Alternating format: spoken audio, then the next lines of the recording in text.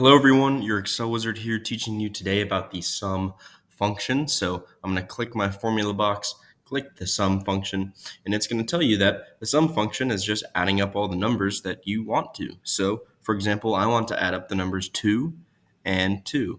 And you'll see that the answer to this is 4. So when I hit OK, it's going to populate in this cell right here. And so I hit OK and there's the 4. But most people use Excel in a more advanced manner than this, so that'll bring me to my next example here. Most people use Excel where they're wanting to calculate the data that's in cells. So, for example, instead of hitting the function arguments box, I'm going to type in my function here in the cell, and instead of a number 1, I'm just going to choose a cell.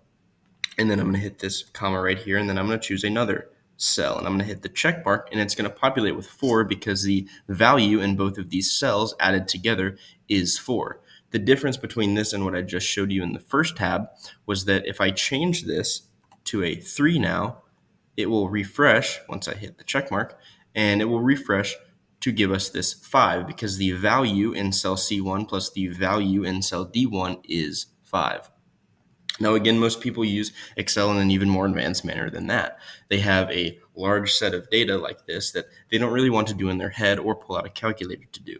So all you've got to do is, again, type in your sum function and click and hold from cell A1 down to cell A16.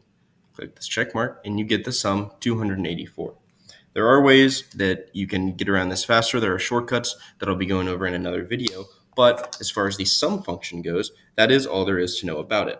If you'd like to learn more about Excel, I have all the formulas you need to know broken down into each of their own videos. And if you found this video helpful, please consider clicking the like button. And most importantly, thank you for watching.